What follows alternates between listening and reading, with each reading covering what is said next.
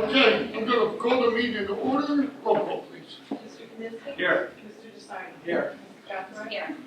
Mayor Morgan? Here, Mrs. McKnight? Here. Mrs. Belisca? Here. let's salute the flag. I pledge allegiance to the flag of the United States of America and to the republic for which it stands, one nation, under God, indivisible, with liberty and justice for all. The public meeting of the Borough Council, Borough of New Providence, County of Union, State of New Jersey, adequate notice has been given in accordance with PM 1975, Chapter 231. The annual notice of revision was made in conformance with Section 13 of the Act. Okay, before we get started, I just want to just keep in mind the victims of the horrible shooting today in Brooklyn. 28 people were injured. Hopefully the police will be able to apprehend this individual. But it's a sad day. So at this point, now we have good news because we have proclamations that will honor a lot of our students. And the first is the boys hockey team. Come on up.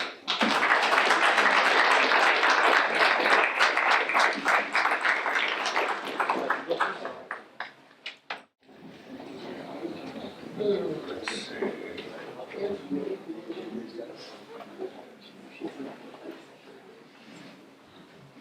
What up? Go Rangers.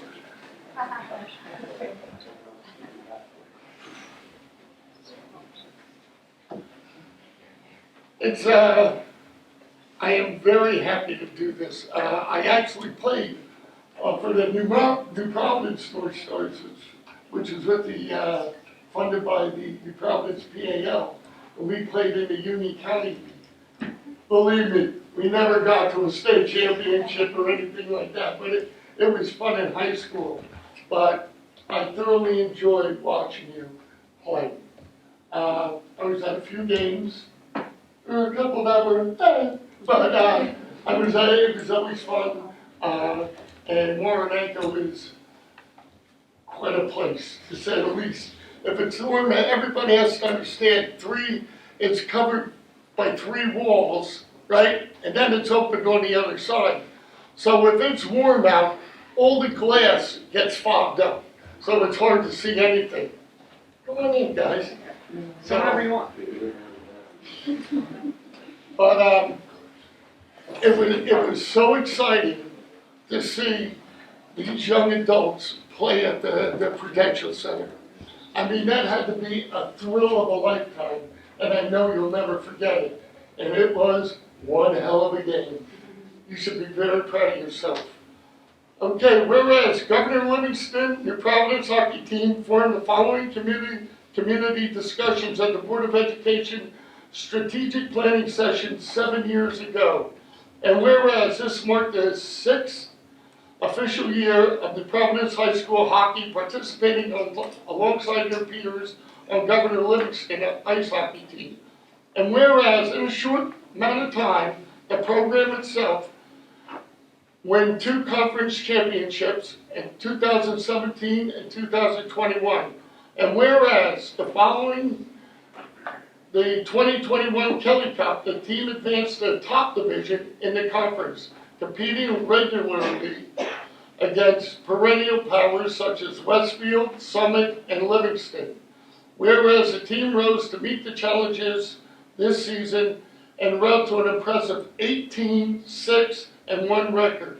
And whereas in the state tournament, the team came together and played inspired hockey, eventually reaching the state championship game versus 2-time defending champ Morris Knowles at the Prudential Center, whereas in front of a massive crowd from both New Providence and Governor Livingston, the team became the first ever team to defeat Morris Knowles, who were unbeaten in 4 prior finals appearances, winning their first state championship ever. Now therefore, I, Alan Morgan, Mayor of Borough of New Providence County, Union State of New Jersey, heartily congratulate the Governor Livingston, New Providence ice hockey team on their amazing accomplishments and wish their teams the best in their future endeavors. Congratulations so much.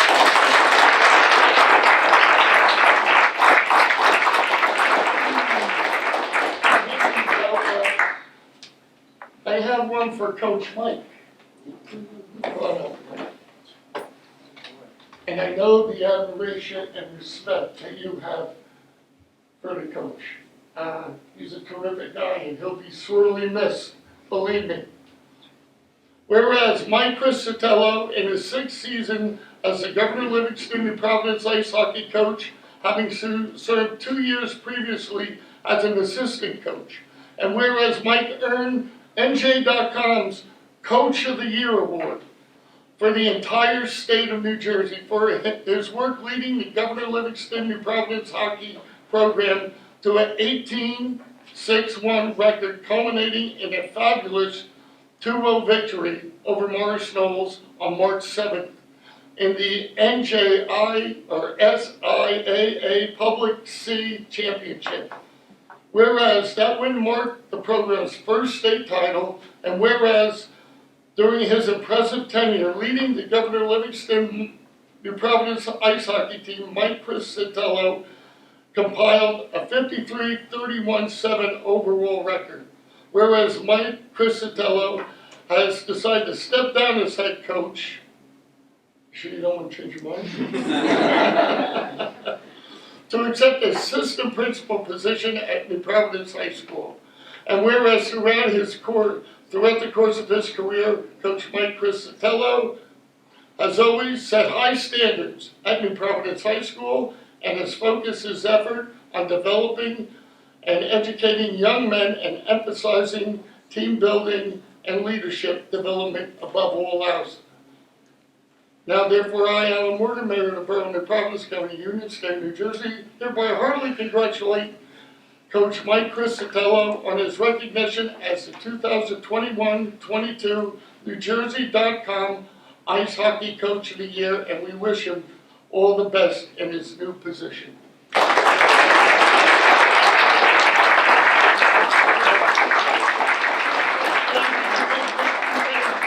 Get that and we'll hand these out to the boys. You want to say a few words? Yeah, sure. I could be more thankful and grateful for being in the position that I've been in for the last 6 years as a teacher and as a coach in the town of New Providence. I wouldn't be where I am if it weren't for the people that are around me in this community, and especially for the gentlemen that you see behind me. It's a really special group, and I couldn't be more proud of what they've done and what we've done together and where they're going to go next. Thank you.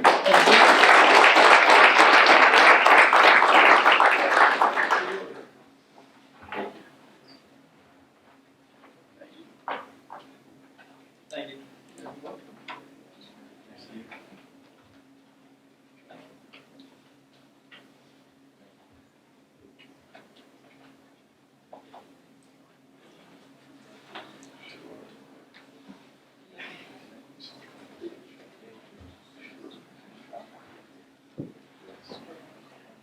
Okay, here's something over here.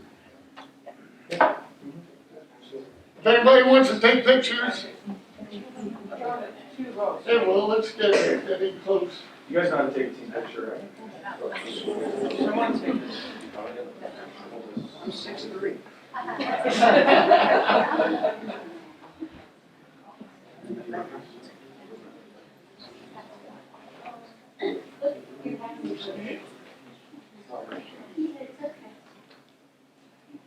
Thank you.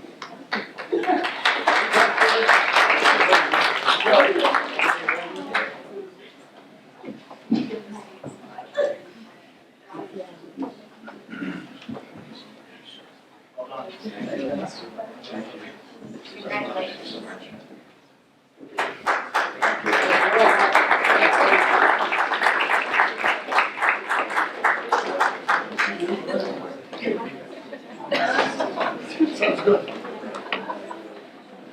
Yeah.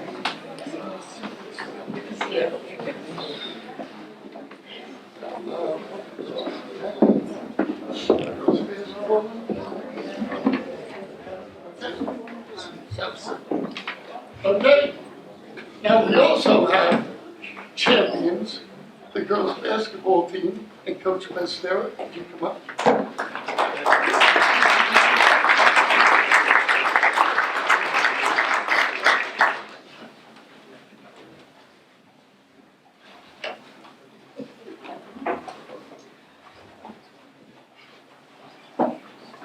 And I have to say, what you girls have achieved this year is incredible.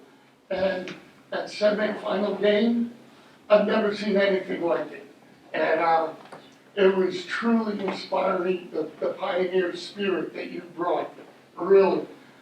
Okay, whereas the New Providence girls basketball team topped the defending county champion Westfield High School at Kane University on February 26th in front of a massive crowd of New Providence supporters. And whereas with the win, the team was crowned Union County champions for the 2021-2022 season.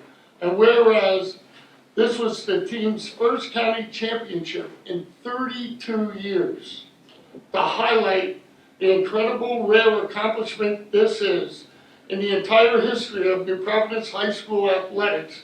This is the school's 13th ever county championship in all sports. And whereas it's only the 5th ever county championship in a traditional head-to-head team sport competition, joining two baseball and girls soccer and girls basketball championship. And whereas the team finished ranked 11th in the entire state by NJ.com after their incredible season, having etched themselves into a proud history of not only New Providence High School athletics, but also Union County athletics as a whole. Therefore, I, Alan Morgan, Mayor of the Borough of New Providence County, Union State, New Jersey, heartily congratulate the New Providence High School basketball team on their amazing accomplishment and wish the team all their best future endeavors. I couldn't say enough how proud I am of you girls. Would you like to say something, Coach? Sure. We thank you for the honor tonight. I'm truly blessed as a coach to be a part of a group of young ladies who are phenomenal basketball players, but better people. They represent this town well. The town should be proud of them. They are true pioneers in everything that they do. Their spirit, their basketball, how they conduct themselves off the court. Again, I couldn't be prouder of them, and we thank you for this honor tonight. Well, that level goes for the coaching too. Both coaches that were up here tonight, fine example of what New Providence is all about. And being a proud pioneer myself, you make me especially proud, so.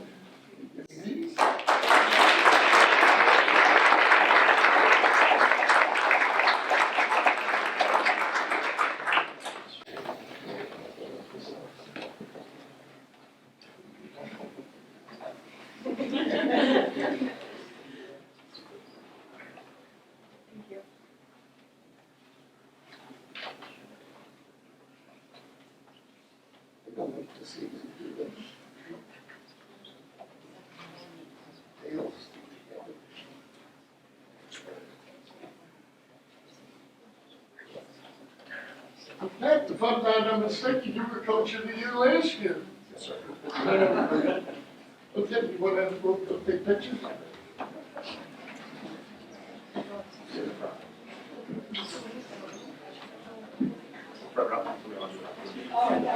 Yeah.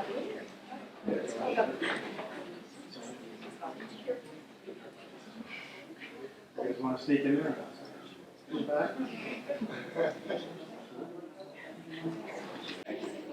Thank you.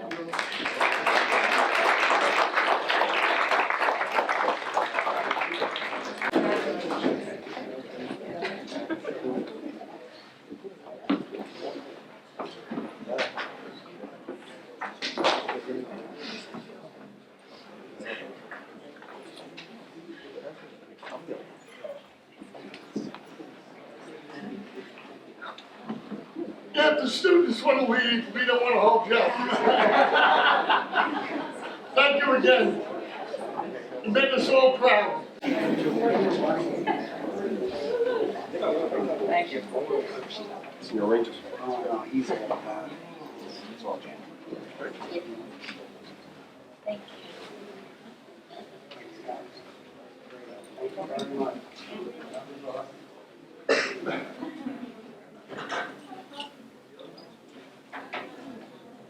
Okay, next one we have National Public Safety and Telecommunications Week. So, would you like to come up?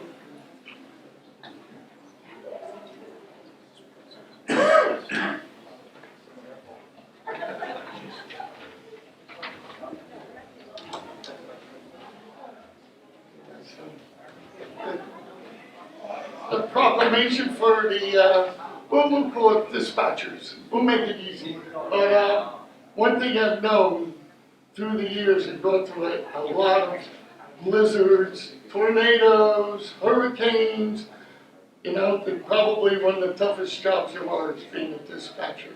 You get a flood of calls, thousands in a matter of minutes. And it's a very stressful and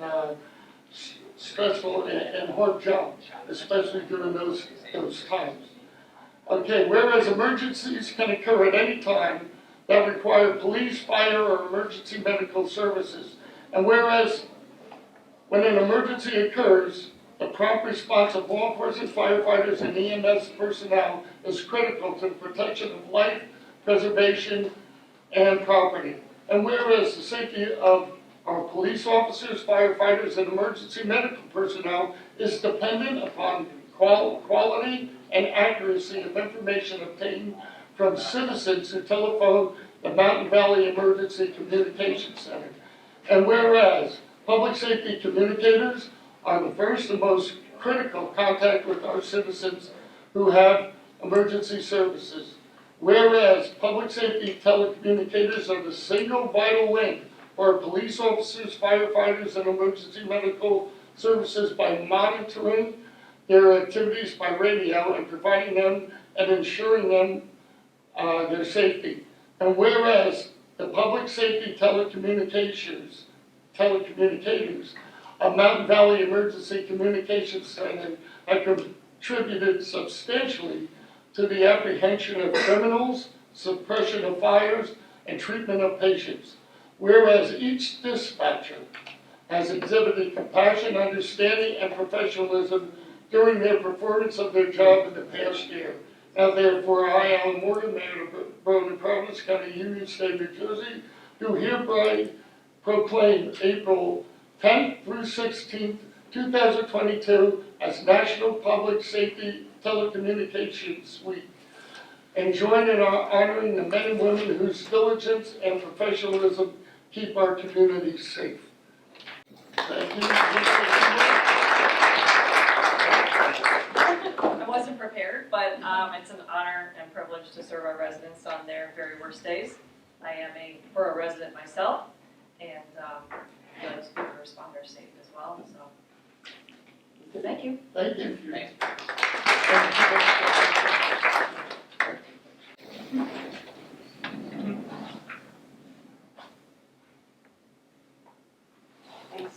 Thank you.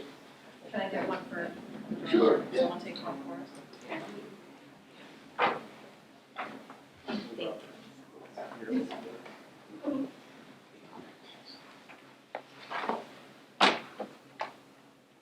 Thank you. Thank you. Thank you, Mr. Mayor. Do we have anyone here for the mental health? No? Okay. This is just recognizing May as Mental Health Awareness Month, and we are declaring, the month of May as Mental Health Awareness Month. One thing I do want to ask council is that I did get a message, and there's an individual in town that wants to put green ribbons on the poles for the month of March. The only thing, the caveat is, I think we have to make sure they take them down at the end of March. Does anybody have a problem with that? Okay. Great, and during discussion items, Nadine's going to bring something up about some innovative ideas. Okay.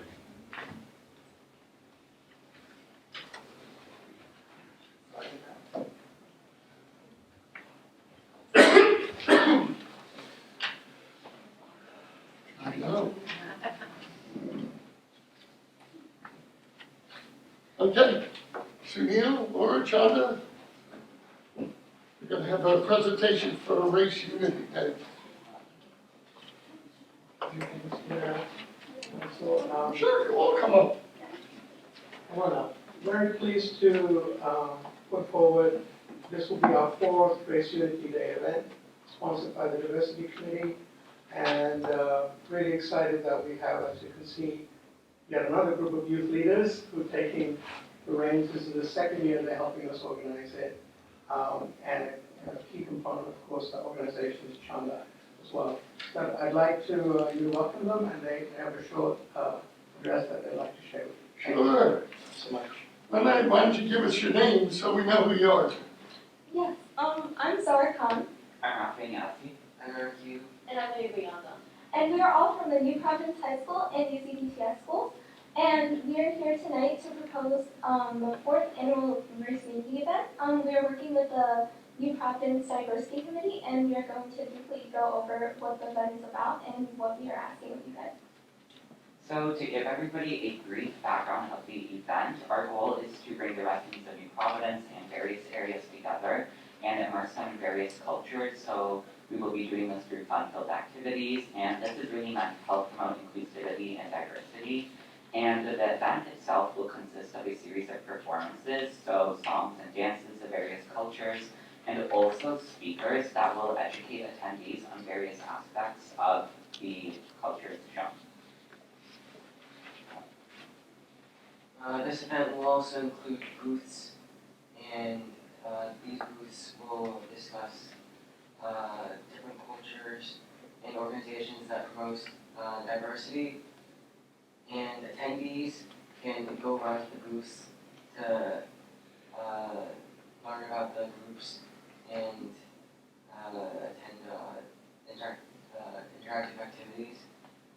This event was also very successful in previous years. Last year there was over 250 attendees, and last year there was also an outdoor event, and we hope to do that again this year. Great. So we would like to request to go to Centennial Park on June 25th from 11 a.m. to 5 p.m. The event itself will be from 1 to 4 p.m., but we would like to have ample time to set up and to clean up afterwards. And I think that's about it. And thank you all for listening, and if there are any questions, we'd be happy to answer. Well, I think it's been very successful, and I want to congratulate you for, I know it's not easy getting up here. I know that this whole setup seems a little intimidating, but yeah, we're very proud of what you're doing here. I'm sure everybody's in agreement, and we look forward to attending. Okay, perfect. Great, thank you. Very well presented. Thank you.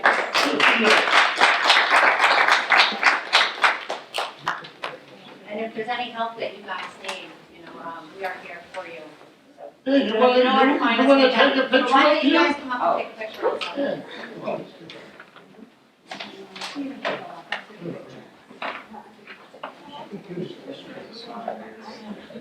Get my exercise for the day. Get my exercise for the day. Have my voice. Don't have Actually, any- Sunil, come on up. Come on, Sunil. All of you guys. This is good, for sure.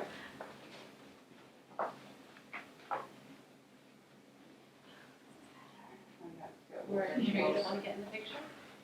This is good. One for me, please. Thank you. There you go. Thank you. Thank you. Thank you so much. Thank you. You're great. Oh, yeah. I'm sorry.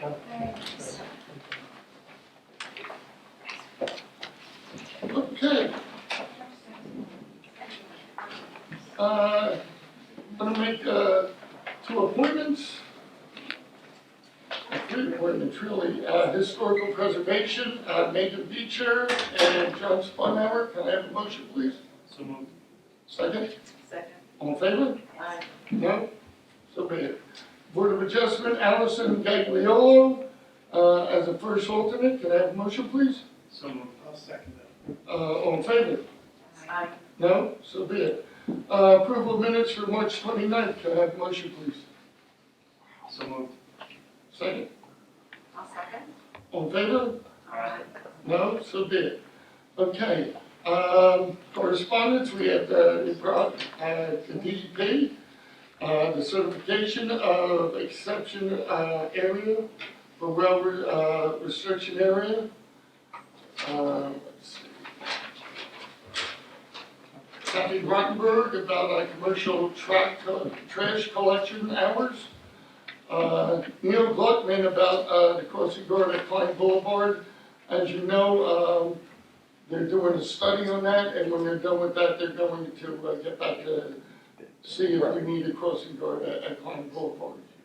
And maybe they can rearrange some guards to see what kind of traffic they're getting also.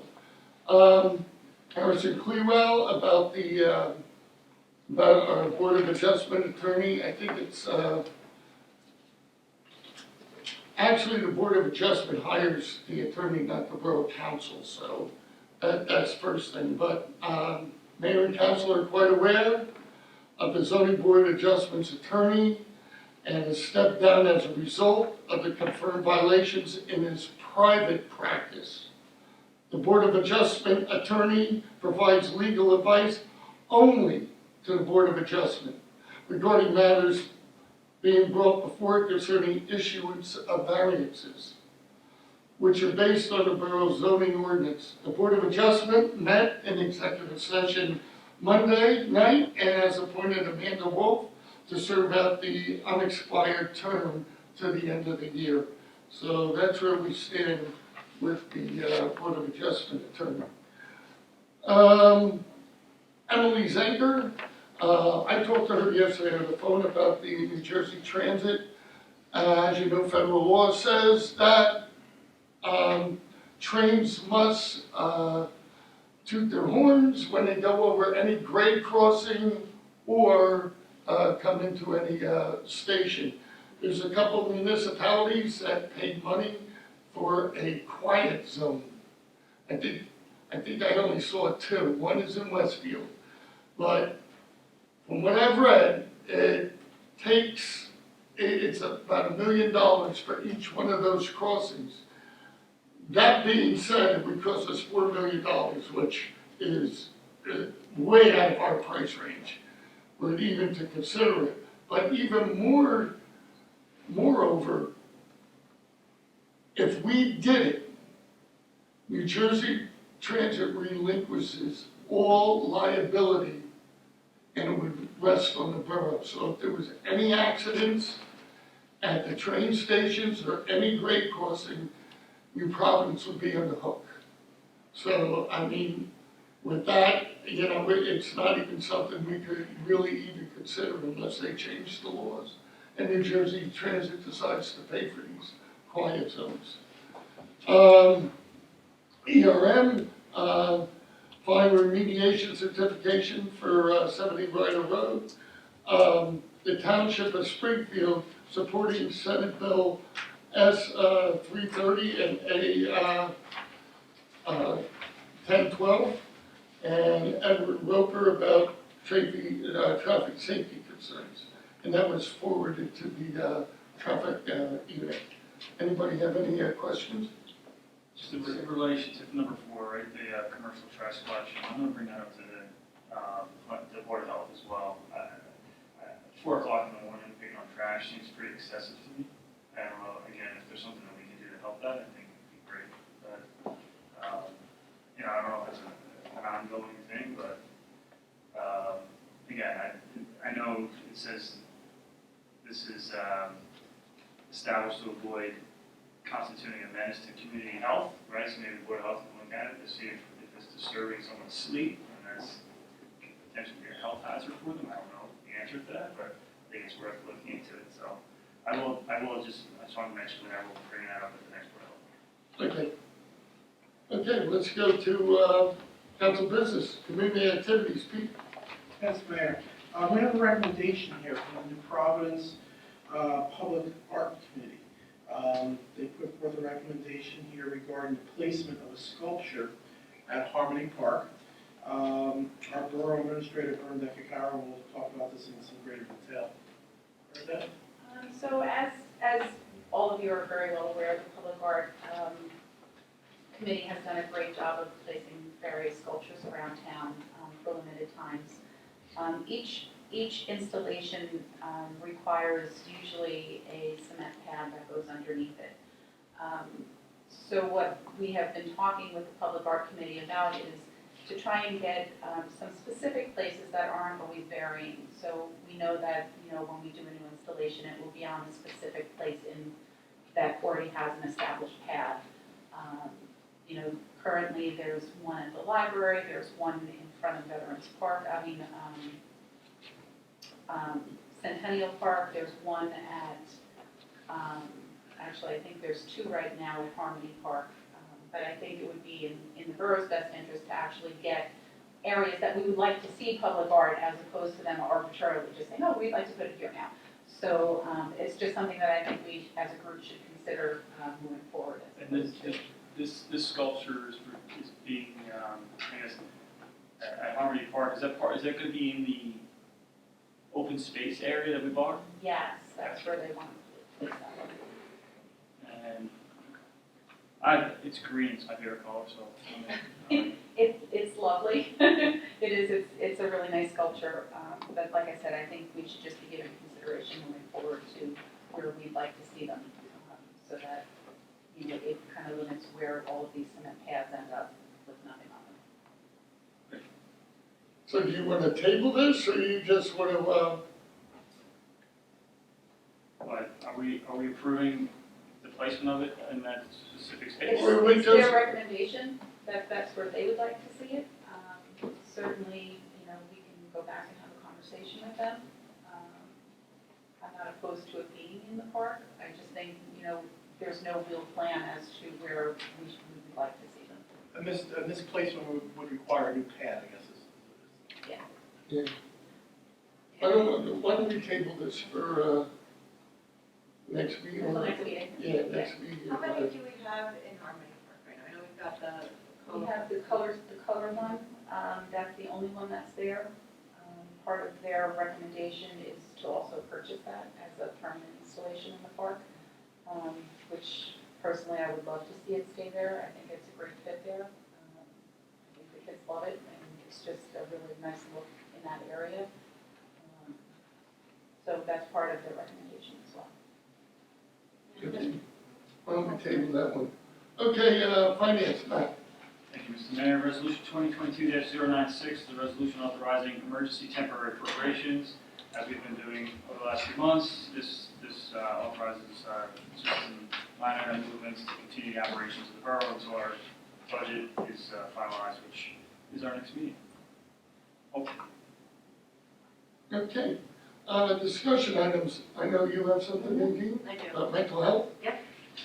So I've been working with the Municipal Alliance along with Councilwoman Knight.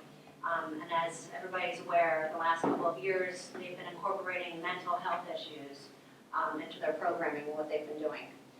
It seems though, as time is going on, there's a lot more that we can be doing around mental health awareness and education. So with that said, we are interested in forming a separate committee from the Municipal Alliance, just really focusing on mental health awareness and education. I can really just see this area growing and this need increasing among our residents of various ages in town. We will still be working a little bit in conjunction with the Municipal Alliance, but we have residents who are interested in pursuing more programming around this, and I believe that this is something that we should facilitate. And would begin with the Mental Health Awareness Month and the placement of the ribbons. And then also this group would pick up the program that the Alliance is doing, the QPR training. So if you remember, it was QPR, which is question, persuade, and refer. And this is a training that is currently being given to coaches, leaders, teachers, to recognize signs of possible suicide contemplation among the youth, and how they can reach out. And sometimes just that reaching out helps the situation. So that'll be really the first thing that they tackle. Several of us had the training.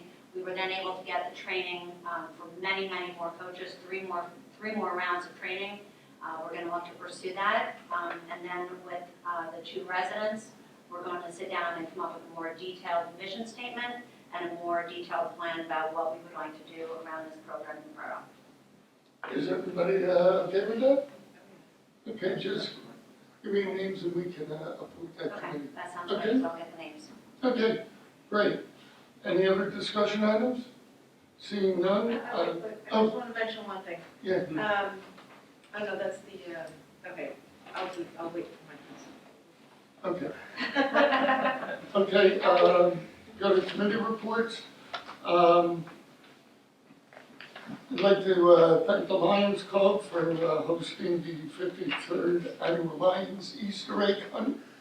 It was an incredible day. Hundreds of kids were there. I know there was like 2,500 eggs put out, and they were all picked up within 10 minutes, I think. So it was really nice, and the rain held off right to the very end. As you know, we always say safety is our first priority here. So the new speed limit signs are up between Maple Street and Chatham Township line on Central Avenue, and it's been reduced to 30 miles an hour. Drivers are also reminded to share the road with pedestrians and bicycles. New Jersey Safe Passage law requires that drivers give a minimum of 4 feet from the safety zone when passing bicycles and walkers. And if you cannot provide the 4-foot safety zone, you have to slow your vehicle down to 25 miles an hour. I know a lot of people are a little upset that lower speed limits, but you know what I always say, it's better to err on the side of caution. The distracted driver crackdown campaign is being strongly enforced, and you know, you text, you drive, you pay, and that's a national program that's out there. So another thing is that the Interfaith Vigil for Ukraine has been postponed for tomorrow night, and we'll keep you updated when they give us a new date. The utility upgrades are continuing throughout the borough, the gas company, water company. Please be patient. I know Bernadette and I have been with the engineers. We're trying desperately to get these projects done in a more efficient manner. But as you all know, dealing with utilities, you're at their mercy.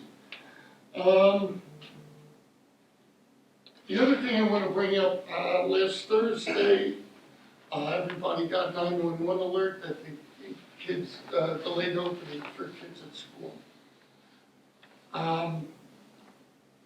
A stolen car was caught up on Diamond Hill Road. They went down Union Avenue, went over the railroad tracks, crashed the car. The 2 individuals fled. The police arrived. They saw some firearm paraphernalia there. They didn't know what was going on. You know, they had to investigate. They found 2 perpetrators over by Crane Circle, Jones Drive, and they arrested them, and you know, the police took the proper steps in the proper order, and they erred on the side of caution. They were in the middle of their investigation, and they had the kids stay home. Told everybody to stay inside. You know, it was the right move to do. So I just hope everybody learns from this incident. Please sign up for 911 emergency calls. You go right on the website. It's easy enough to do. And anybody knows they get a call after 10 o'clock at night, it's usually not good. So, please, sign up for it so you can get updated on different activities that are going on in the borough. And just know that, when things like this happen and they're being investigated, the police cannot give you a lot of information about it. They're telling you to stay home, just stay home. They know what they're doing. And we had neighboring communities of Berkeley Heights and Summit who helped us, and I think Chatham, so, something like this happens, everybody pulls together to take care of the situation. So I just want to commend them for the actions that they took. And thank God nobody got hurt. Okay, at that I will go to Matt. Thank you, Mr. Mayor. So, to touch on your point related to the utilities, I just wanted to give an update. I know there's some conversations around my neighborhood. Right now, PSE&G and the water company, they're on Woodbine Circle, right? We also are recurving, getting ready to pave. There's a lot of frustration being built up. It's been months, right? And it's just, like you said, just please be patient. These guys are, they're doing their jobs, working diligently. I'm the poster child of someone's lawn being destroyed, right? So, like, the utility line came into my house, a hard right turn and another hard left turn. There was multiple holes that they had to dig up. They had to break my sprinkler lines to get to the pipes. They're gonna put it back together, right? They're gonna have landscape companies come out when they're done to rake it up, seed it, right, put it back together. The construction company's fixing the curbing when the paving's all done. They're gonna be fixing, anything that they disturb. So, I know there's a lot of concern about that. Just wanna make sure I spoke to you here, all of that's going to be taken care of. Brenda, that I brought up last time, the water company, they were out on the block actually putting in some curbing where they took the curbing out to put in new valves and hydrants and whatnot. So, I walked the dog last night. I counted the houses on my block. There's still 25 more houses that need to be done, plus Newcomb, which is another 16 houses. So, you do the math, they're doing 2 or 3 a day. It's another 6 to 8 more weeks. They're going to, 4 to 6 more weeks at least for them to continue to do that work before we can pave. So, it's not easy. I know, the engineering department, right, the utility companies, right, Bernadette's hearing from all the residents on a daily basis. But like you said, this is something that has to get done, and when it's all said and done, and the roads are paved and they're on to the next block, we're going to have one of the nicest streets in the town, so please be patient. Board of Health, I know, we haven't had a meeting recently, but I just wanted to mention that they are having clinics, and we're posting those up, so keep your eyes out on the website. I think we had one on the 8th, we have another one coming up on the 14th, it's on the website. So if you're interested, please keep an eye on that. The Finance Committee, we're working through our presentation for the hearing, which is the next council meeting. So we'll present the budget presentation at the next meeting. So the public has an opportunity to look at the budget online now, and if they have questions, be prepared to bring it to that meeting as well. And the planning board has not had any meetings at this time. Pete? Hi, Mayor, I'll just quickly reiterate some things that were announced, I think at our last council meeting. Saturday, April 23rd, again, will be our tree sapling giveaway from 10 to 2 at the library. If you're facing the library, traditionally it's the parking lot to the right. Thursday, the 28th, again, the DeCorso Center will be celebrating its reopening following the damages that were sustained in the fall with the water damages. And then Monday, May 30th, we're all excited about our Memorial Day Parade. That will be returning. So, thank you. Thank you. Indeed. Thank you, Mayor. So Diversity Committee, as we saw the Race Unity Day, we got all that information tonight, that's June 25th. But before that, in the month of May, is Asian American Pacific Islander Heritage Month. So more information will be coming as we go with that. Plus, we're working on a lot of other outstanding events for the remainder of the calendar year. Municipal Alliance, every 15 minutes will be held on May 24th and 25th at the high school. The planning is underway, and it's great to return to that activity, and it sounds like it's going to be very engaging and very dynamic. So that's coming up. Our 2022 Volunteer of the Year this year is Debbie Merrick. She was one of our champions for mental health awareness, and she is our Volunteer of the Year. The 20-something committee that Jim Manning came and talked to us about, they're working on their virtual binder, which is an effort to assist residents in the 20-something age group as needed. We are looking at an outside organization that Councilwoman Knight found for us called Community in Crisis. And we actually had a visitor at our last meeting, New Providence High School alumni, Brian Machete. He joined the meeting to offer a very unique outreach program to contact graduates on a regular basis, really just like an old-fashioned phone chain that just reaches out to people to just check in and see how they're doing. And then if it seems like they need help or assistance, to take it from there. So it's really nice we have alumni and residents seeing that we need to reach out to our 20-somethings and wanting to get involved. So very good things going on there. Okay. Now I can talk. Yeah, And I only have one thing to say. So I mentioned prior that the library is undergoing, or they're in the early phases actually of creating a strategic plan. Part of that planning process is to get some focus groups together of residents so that they can, discern needs, see what it is that the residents want, and plan ahead that way. So they're looking to put together some focus groups. So if anybody is interested in helping out with that endeavor, the dates are May 23rd to the 26th. So not every day, but they're going to just probably be an hour of your time. Any age, whether you use the library or don't, but if you've got something that you think you want to add, it would be very welcome. So just contact Lisa Florio at the library if you're interested in helping out. That's it. Okay. Diane? Thank you, Mayor. So the Board of Ed, at the last meeting, there was a unanimous decision that was made to go out for a bond referendum to address some much-needed infrastructure updates and upgrades. Schools will be closed for spring break, Friday, April 15th through the 22nd, and their next meeting is April 25th. And they will also have their budget presentation. So if you want to have a whole financial week, you can go to theirs on the 25th and then ours on the 26th. Okay. The Historical Society, their annual dinner is Thursday, April 21st. It is not too late to get tickets, and they have a membership driving process. So, and you saw that we have a couple people for the Preservation Commission, so Great. it's exciting. Okay. Bernadette? Just a few things.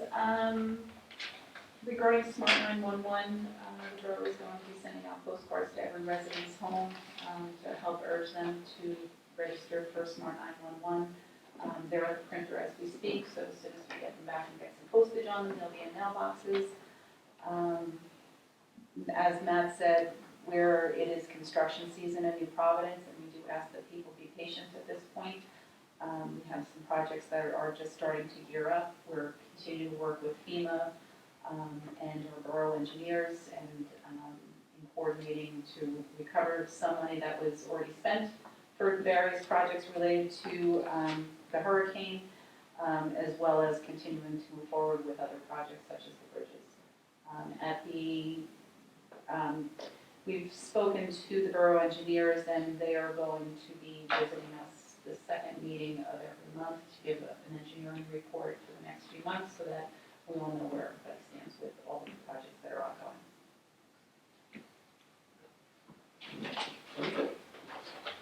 Okay. At this time, we have public comments. Anybody wishing to address council? Yeah, Marie.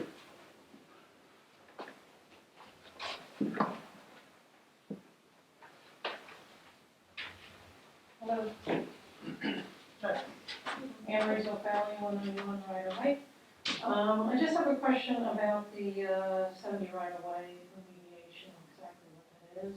That, If that property has been sold. I think I heard a rumor that it was sold. The BOC, the old BOC Libby property at 100 Mountain. I didn't get it yet. I didn't get it in the tax office yet. No. But we'll ask Keith what's going on, and we'll get back to you. Yeah, just wondering what the remediation, if they're.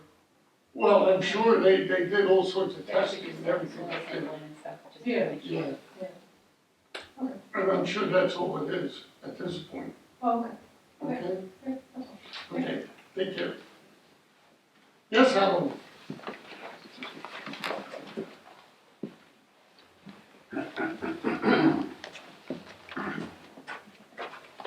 Hi, good evening. Alan Swanson, 47 Over Hill Road. The first thing, I lived for 10 years on Central Avenue, the third house up from the at-grade crossing at Livingston. And I absolutely agree in terms of the laws and everything. One thing I can tell you, there's no reason why the engineers need to blow the horn through. I guarantee you, if you go and you watch, you'll see that almost every one of them, they'll go through at least 3/4 of through the crossing, and the horn is still going. It's too late at that point. So that one of the things that sort of irked me for the 10 years was that activity on their part. And I'll tell you, I never did anything about it because I think that I think the engineers feel like this is their moment every time they go to an at-grade crossing because there are fewer and fewer of them. I don't know, but it would be great if you could say to them, could you just be a little more aware that it's not, you need to blow the horn before you get into the crossing. Actually, I have done that in the past. You can see, how well You're it up on was received. Livingston, you see that they. And I didn't because I lived there, it was somebody down on the Vina Court, and they were complaining, but you know what? It's New Jersey Transit, they're a separate entity, you know how it is. I'm just mentioning it. Yeah, but I have made calls. I understand the woman's frustration Yeah. with the noise, having been there. Fortunately, I was on the side that it was rush hour in the evening as opposed to rush hour in the morning when they were. Understood. Okay. Second thing I wanted to ask about is on February 22nd, I brought in a resolution relating to climate change, and you said that you would consider it. Well, we've been working on the budget, so we haven't even really brought it up yet, so. Well, how would that happen? What would be the way that you would bring it up? I would bring it up to, probably sustainability over with Pete. But, you know, the climate change thing is really a national issue that I really don't get involved with. It's not a national issue. We can Do you think debate that that. Ida was a national issue? What's that? Was Ida a national issue? Is the stormwater management, the amount of rain and the amount of pollutants that are getting into the rivers and all Well, that, a national issue? I'm not getting in a debate over climate change. Well, my main statement, I just want to. We have done since Hurricane Floyd, and I was mayor during Hurricane Floyd, extensive stormwater remediation projects, erosion projects, right down the line. So it's actually a regional problem, it's not a local problem. There are some areas that we have to work on that we're gonna try and get grants from the federal government for stream bank erosion projects, things like that. So. Okay. The other thing is on the 22nd, I brought up about the American Rescue Plan Act funds in terms of citizen input into that process, and you indicated that you would turn it over to the attorney to look into that aspect of the citizen input. Yes, it's going to be, you'll have your input when we address the budget at the hearing next meeting.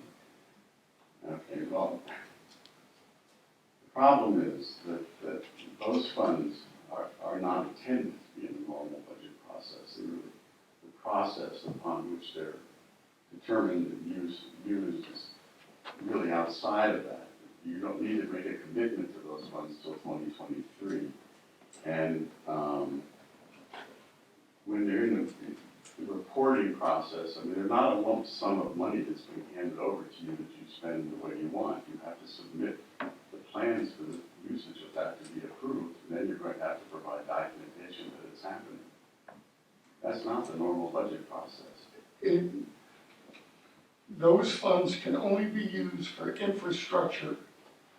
And, you know, we have a number of infrastructure projects that we have to get done. And that's what that money is used for. The funds can be used to support public health expenditures, address negative economic impacts caused by the public health emergency, replace lost public sector revenue, provide premium pay to essential workers, invest in water, sewer, broadband infrastructure, and that would include issues related to climate change. It's a lot more than infrastructure. We're fully aware of that, right? Our CFO is fully aware of what the source and use of those funds are for, okay? I think what the mayor is saying that in our budget process, we'll have a presentation and our CFO will provide you at that presentation, right, what we plan to use those funds for. And at that time, you'll have an opportunity to ask questions and provide input. Let me quote from what the Treasury says with regard to the Treasury urges local governments to engage their constituents and communities in developing plans to use these payments because they're given the scale and the potential for rebuilding. They specifically refer to using the funds based on the input from the constituents. And this is across the country. This is happening all over the country. I'm not going to take the time up to go through examples right now, but the problem with using those funds in the normal budget process is that the normal budget process is reactive. We're not saying we're using the funds in the normal budget process. We're just explaining that our budget presentation, okay, part of our hearing during our normal budget process, we will discuss the ARP funds, okay? And you are fully aware that the government only gave us half this year. No, I'm fully aware. Well, you're not committed. You don't have to commit any of the funds until the end of 2023. You don't have to start spending. And if you don't use them by a certain time, you lose them. If you don't use the funds by a certain date, you lose the funds. The end of 2024. So you have to, well, I can tell you right now, through engineers and planners and dealing with the federal government, that it takes years to get projects finished. And if those projects are not complete, that money's taken away. And the prime example I'll give to you is Safe Routes to Schools. We got like $840-something thousand for sidewalks, right? By the time the planners and engineers are done, you're lucky if you have $500 million sitting around to do projects. Dealing with the federal government is a nightmare, to say the least. All the forms and the wait time and everything else. Anybody you go in local government, or probably the county, or the Board of Education will tell you the same thing. And you have to get these projects done and have the plans done in a timely fashion. It may not be what some people like, but it's the reality. And I am in no way going to give up a dime that's given to us because we were slow in processing what we had to do. So that's I can't even explain it anymore. Than that. I'm not opposed to you spending the money tomorrow. My point is that what is being encouraged and what is expected is that you would receive input as to what the plan would be for the expenditure of those funds. The plan will be done next during the budget presentation of where the funds are going to be. You still aren't addressing, I'm sorry to interrupt. I'm only already talking about allowing citizens to be in the planning process. And that's what you will be allowed to do. You At the will, you will budget have hearing. time to discuss any of your issues about the capital budget when it's presented. Okay. All right, the last thing that I'd like to do is, you're gonna get visual aids for this.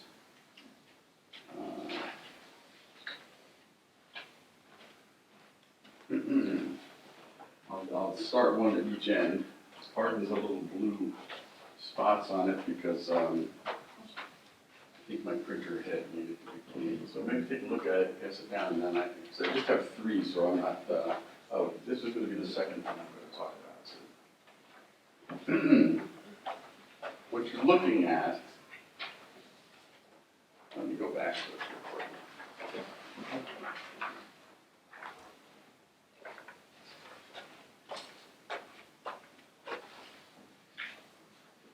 Now, one of the things that you know, most people know that I'm a major advocate of reduction in the use of fossil fuels. And one of the problems in this state is that over 40% of the pollution, air pollution, is a result of transportation sector. So one of the things that's absolutely essential to meet any of the goals for the future in terms of improving our air quality, of which we get an F in this area from the American Lung Association, is to reduce the amount of transportation sector fossil fuel usage. So I am totally in favor of increasing the use of bicycle and walking.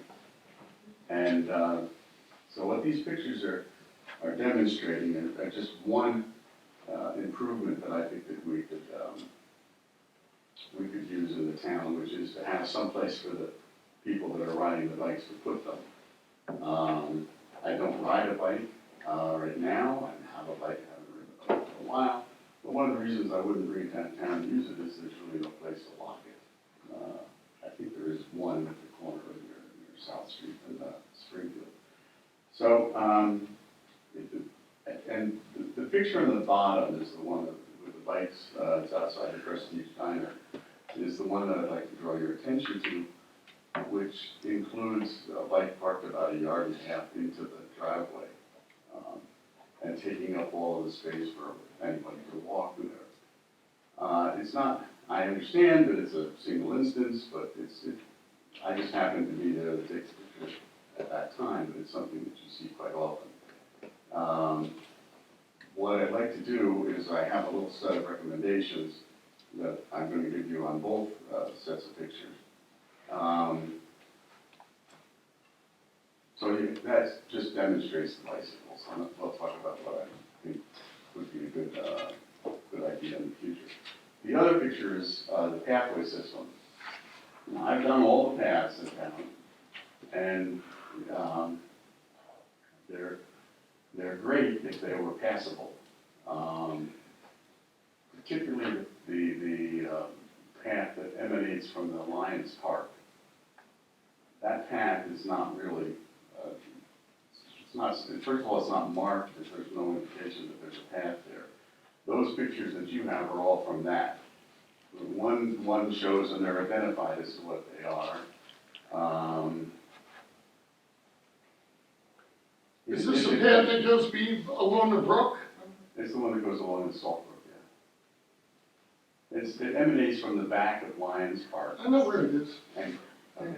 Well, for those of you who don't, it emanates from the back of Lions Park. It goes along the brook, goes along the field, and then it hits Livingston, and there's the bridge of Livingston, and then it continues on the other side of Livingston. There's a picture of the other side of Livingston. It shouldn't continue on the other side of Livingston. Well, the map in the description says that it's. What map? Okay. I don't know. I'll bring you the map.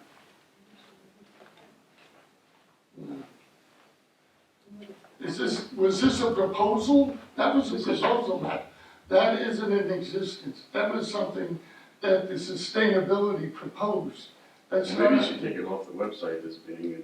that was a proposal. It's not identified as such, I'm sorry. Well, then that would be the correction, first of all. Yeah. This is what they wanted to propose, to have a walking path from one end to the other. The problem is that they're on private property. Well, you took the words right out of my mouth, as they say. Okay, so, Well, then it needs to be clearly, So where on the website is that? I'm sorry? You said it was on the website, where on the website? Oh dear. I searched for it, I wish I could tell you where, but I didn't discover this on some, I can't really tell you, but that's. it's quite honestly, I never It saw was, that. this map was in fact, I should go back, this map was under current events, about 4 months, 4 or 5 months ago. It was listed as, on there, I'm not sure if it was listed as a proposal or what have you. But that's what made me start to look at the paths when I saw this map a few months ago. And actually, what must have, now that I think about it, since I took pictures in the summer, it must have been before it got really cold. At any rate, then you make my point, Yeah. which is it would be good to look into what the path structure is. There's a couple of the Pioneer path, it indicates that it's for all levels. I think there's some issues with the variability on the pathway in terms of there's some major dips and there are a number of routes out there, so I'm not sure that all levels would be able to navigate that path. Path off of Livingston, it's the same thing. There's some changes in the grading there that are more significant in terms of the grading and the analysis of how easy it is to use the path. The point is that I think it would be an important area to look at in the town in view of the fact that it would be good if we could increase the amount of decrease the amount of vehicular traffic. So these are the recommendations. I'll give them to you, Mayor, and then I'll just go over them real quick, and then I'll be done. Appreciate you giving me the time. So I just think that we need to do a better job of marking where the safe. If this is a proposal map, this is what it says are the safe routes in the town for the bikes. So maybe if it's a proposal, maybe we need to address I what's on here. don't think those paths were made for bikes. Not the paths, the green. All the green is identified on the proposed map. You know what, Alan, I can't even comment on that. I've never seen that, and I don't know where that came from. So, Okay, well, I'm gonna have to come up with. yeah, I can't even comment on that. So, I didn't create it, believe me. It's, whatever it is, there's somebody out there saying that this is the routes that you should take on a bicycle in New Providence. So then, I guess it's making my point. So those are not the walking paths, those are bike paths that map. The green, The green. the walking or the blue. But I'm told that those really aren't the walking paths. Okay. So my recommendations that I gave to the mayor are basically to create some markers for the streets that would indicate the safest streets for bicycles. These are bicycles. So that those marked safe routes would be marked. I think it would be good to join forces with the parents and others who are pushing the, if you've heard about it, the walk and roll program that they're doing out of Roberts. On the 27th, they're having an event. I think it's a Wednesday or well, I'm sure if it's like, say, streets of school that day, you're already in contact with the police. oh, I'm sure they are. No, I'm just pointing it out to you and making sure that people are aware that that's happening in the town and that some of the people are involved in creating that. I'm not really involved to the extent I'm going to advertise it some, but It's actually in all the schools. Usually the Safe Road to Schools and the walk and roll, and actually even the high school promotes it. So it's I all was the told that schools. this particular one, there was just at Roberts. So. It depends on what you're looking at, yeah. I have grandchildren in college, so I'm really not up to the elementary, what's going on in the schools right now, so. In other words, installing some bike racks in town, I just really think that that would really be an improvement in the town. It could be something you could work out with the owners, you know, we use Prestige as the example. And I know Harry and Demetrius are certainly involved in the community and probably would welcome an opportunity to figure out how can we prevent that kind of picture of those bicycles taking up even portions of their driveway. The other is, this is something that I think that really would be essential right now, given the amount of electric vehicles that we're seeing on the roadways. The other day I saw a young man without a helmet riding on, it looked like a board with a spinning wheel underneath it on Springfield Avenue. And that sort of part of what prompted me to actually be here tonight was, I worked with people that have had head traumas. That was part of my career. And I look at this with my wife, who's a retired occupational therapist, and we say, oh man. So I think it would be good to just take a look at some of the expanding usage of the electric bicycles and some of these electric vehicles. I like the electric vehicles. I drive a car that is a plug-in hybrid, so I think it's great. It's just that they need to be used safely.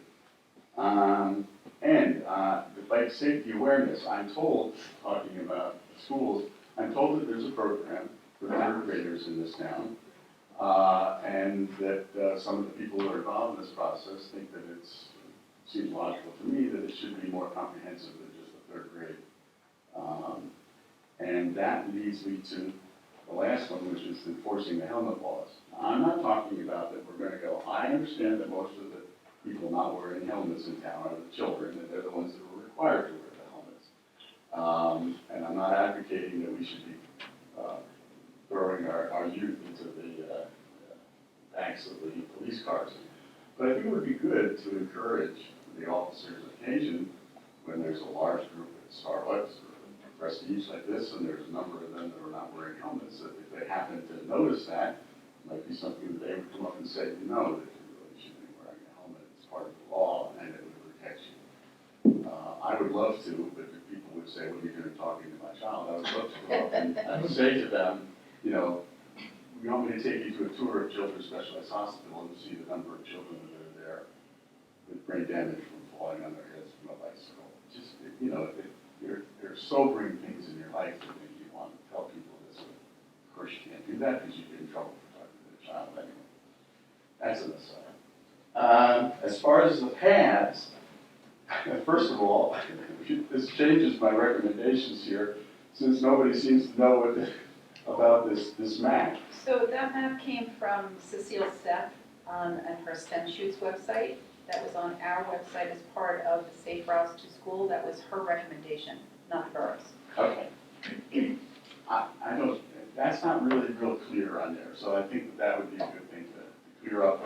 And the fact that you had difficulty and that I had a little bit of difficulty probably means that nobody's ever looked at it. Well, it says you can view these routes on the New Providence Safe Routes to Schools website listed below. We are actively working to add additional routes to our plans. Make sure you follow the page for all the updates, and it gives you the STEM Shoots website too. That's which different is than what I saw. created by Cecile I didn't Stepp. get all of that input on that when I found it, so it must have been located, somebody else must have put it somewhere else on the, out there. But I mean, it's good to have the discussion, so now we sort of know that there's some confusion. That was from 2019. Okay, so I think with the paths, I don't think there's much here in these recommendations that's, other than once we've established what the paths are that are really in use. I think that one of the things that you need to do is have somebody, it's great that the scouts go and do the work on them, but I think it's important to have somebody responsible inspecting them from time to time, just to make sure that they're safe. And there's a couple of issues on the paths that there's just no reason for me to go into the details on, but But there are a couple of issues on the pass that could be an issue for someone like me.